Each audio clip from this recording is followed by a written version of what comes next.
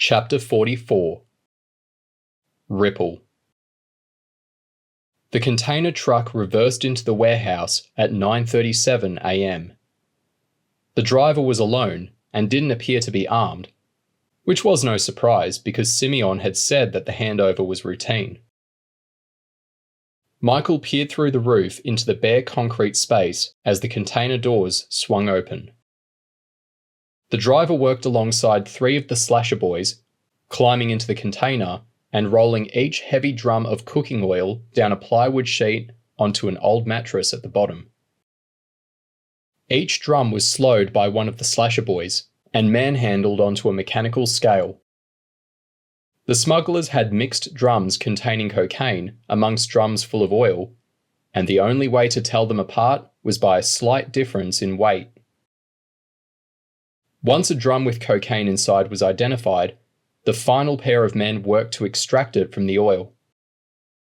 One peeled back the aluminium lid, while another, wearing an elbow-length surgical glove, plunged his hand deep into the gluey liquid and retrieved a vacuum-packed brick of cocaine.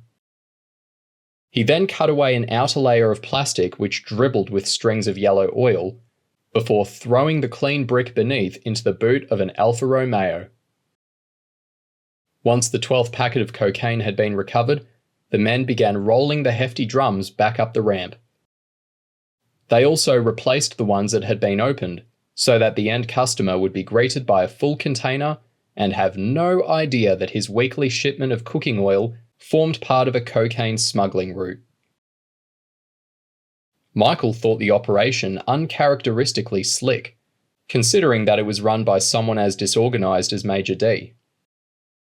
His stomach was turning somersaults as the container banged shut and he took his head out of the vent and looked around, expecting to see mad dogs at any second. But he was startled to see youths cutting through overgrown weeds on an adjacent patch of land. Most of them were teenagers holding bats and guns, and although he didn't have time to count, Michael guessed there were at least 50 of them. He grabbed his phone out of his top and wondered whether to call Maureen or Major D first, but his calls were being monitored in the mission control room on campus, so he went for Major D. "How does it look from up there?" D asked, sounding full of himself. "Big problem," Michael gasped. "There's a massive gang of boys coming towards the warehouse. 50 at least." Major D sounded disbelieving. "The Mad Dogs don't have 50 men." "It's not the Mad Dogs," Michael said. "They look like runts. Sasha must have tipped them off." 50? D shouted anxiously. "Hang it up, I gotta get the boys moving." Michael rolled onto his stomach as the phone went dead. He crawled to the edge of the gently sloping roof and watched the runts closing in. Then he noticed a change in the light behind him. At first, it seemed like a glint from the sun, but within a second, there was a blast of heat and the building started to tremble. Wheels was a beautiful driver.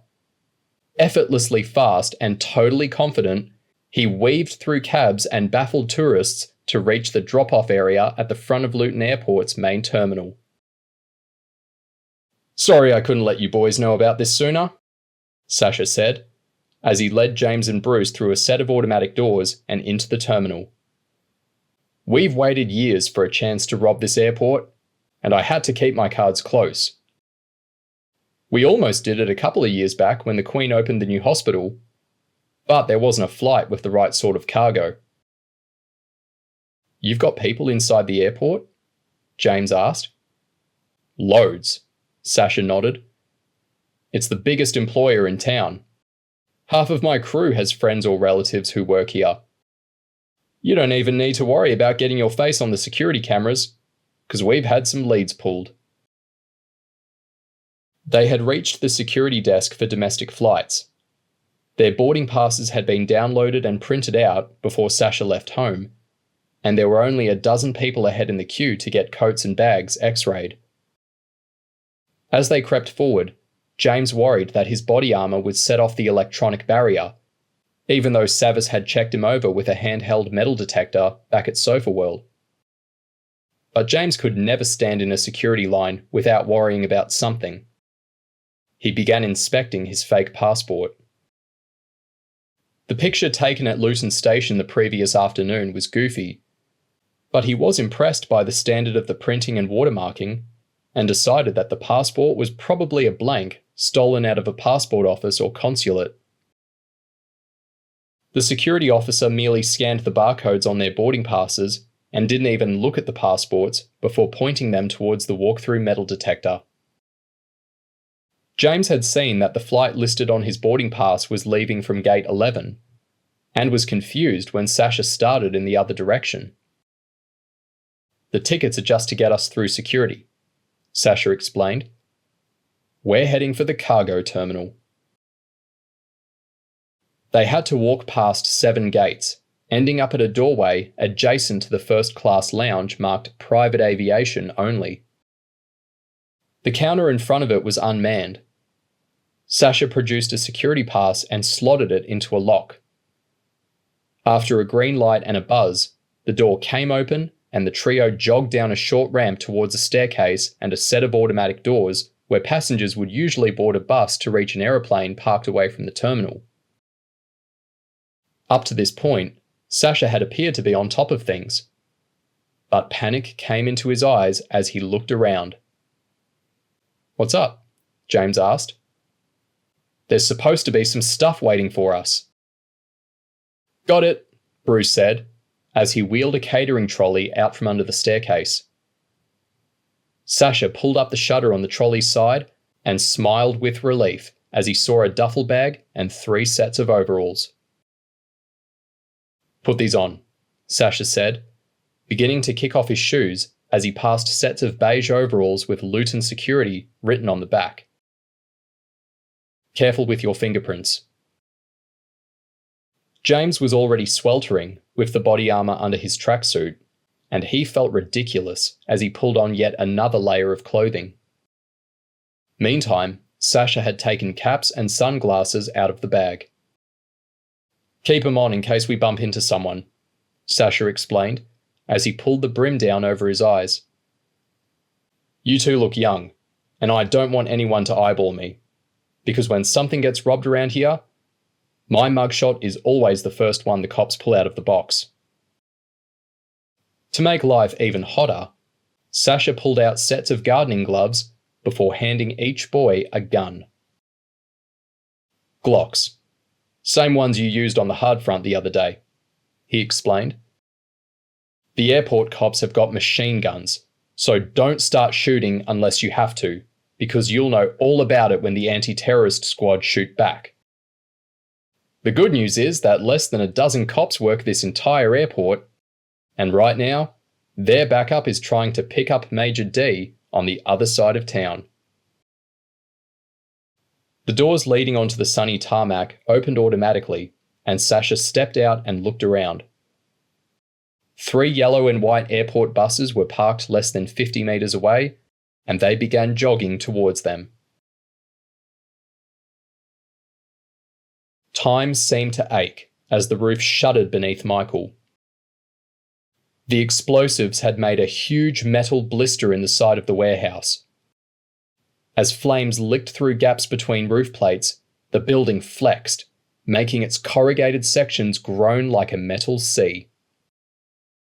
Michael held on for as long as he could, but even though his body armor gave some protection, the metal was getting hot. Down below, 2 slasher boys and the truck driver had scrambled out through a fire door, only to find runts vaulting a low wall and steaming towards them with weapons drawn. Major D had ordered the deaths of 8 runts who'd been involved in the murder of Owen Campbell Moore. So Michael wasn't expecting the youngsters to show any mercy when they got hold of these men. He heard a couple of gunshots as a chasm opened between the 2 roof sections directly behind him. It seemed only a matter of time before the whole roof collapsed. Michael had to climb down, even if it meant facing the onslaught of runts. As he ran to the edge, the opposite end of the roof began to sag, turning the center into a huge chimney pouring out black smoke. He stepped onto the top rung of the access ladder, the wind pushing dense smoke into his face. His eyes stung as he moved down. More runts were pouring over the wall, but they'd been split into two groups when a stream of cars and minibuses filled with slasher boys pulled up in the street outside. Within seconds, there were guns blazing in all directions. Mercifully, the panic this caused set a lot of the runts running for cover, and Michael slid down the last half of the ladder without being spotted. As soon as his feet hit the ground, he ripped out his handgun and took off the safety, then ran as fast as he could. The gun battle on the opposite side of the building had become ridiculous, and Michael's heart banged as a police helicopter swooped over, parting the clouds of smoke. Shocked by the level of violence, Inspector Rush had changed tactics, abandoning the soft cordon and ordering his officers to seal the area and prevent the mayhem spreading into a nearby shopping precinct. Michael's eyes and lungs burned from the smoke, but he picked up speed and vaulted a wall into the street behind the warehouse. There were two police cars parked at one end, and he knew he'd get cuffed and clobbered if they nabbed him. The other direction looked more promising, and he sped on for 50 meters. When he reached a corner, he saw a wrecked car. The passengers had escaped, but the driver was slumped over the steering wheel, unconscious. He looked like a runt, and he was no more than 15 years old. Michael thought about trying to give first aid, but the helicopter swooped again, and its presence made him acutely aware of the danger. He charged on, diving into a narrow side street as a carload of runts screamed past. He thought he was okay, but when he looked back, he was horrified to see the car reverse and turn after him. Michael ran on past two warehouses with the car closing in. There was a grass square beyond, and he sped through the gate, dodged a woman walking a golden retriever, and began sprinting across neatly mown grass. The car couldn't follow, but two runts got out of the back. By the time they'd reached the park gates, Michael was close to a primary school on the opposite side of the square. He glanced through the hedges along the park's edge and saw that the car had taken a left turn to cut him off as he exited. His only safe route was through the school. He scrambled up the chain-link fence bordering the playground. The windows of a classroom filled with Year 2s was less than 5 meters away, but none of the kids looked his way until a gunshot ripped off somewhere on the other side of the wall. By the time Michael had dropped into a goalmouth painted on concrete, 25 sets of little eyeballs stared at him. One of the chasing runts had started to climb the fence, while another ran around the school's perimeter looking for the entrance. Michael would never have a better chance to go on the offensive. As soon as the runt dropped off the fence, he charged. The runt had a knife in his hand, but as he swung forward, it thumped harmlessly into Michael's body armor. Michael twisted the knife from the youth's hand and went into automatic. It would have been easy to kill him with the gun, but that's always a final option. He had time to incapacitate the runt before his mate found the school gate, so he twisted his wrist into a lock, kept twisting until the runt's arm snapped and ripped the runt's shoulder out of its socket with a final jerk. Inside the classroom, the teacher was frantically shepherding her young pupils into the far corner of the room. But for every 6-year-old who couldn't look, another had their face against the window, refusing to look away. Several screamed when Michael stepped back, giving them a clear view of the runt's bloody face. Michael could handle one runt, but there was always a chance of the two lads in the car joining the hunt. If they'd only had knives, he might have fancied his chances of fighting it out 3 against 1, but some runts had guns, and there were too many little kids around to take risks. He decided it was best to hide and ran towards a red door at the back of the school building. As he burst through, a teacher's assistant saw his gun and squealed. "I'm not going to hurt you," Michael yelled, in a voice that was far from reassuring. "Keep the kids out of the way and make sure someone's called the police." Michael looked around and realised that he was in a school library with a life-size cutout of Alex Rider staring at him from the opposite side of the room. There was only one exit behind him and a good view out across the playground. It seemed like the perfect position to hold out until the cops arrived. But everything changed when he saw an Asian lad sprint across the playground, gun in hand. Stocky, with giant gold rings, Michael had never seen him before, but knew the face from a surveillance photograph.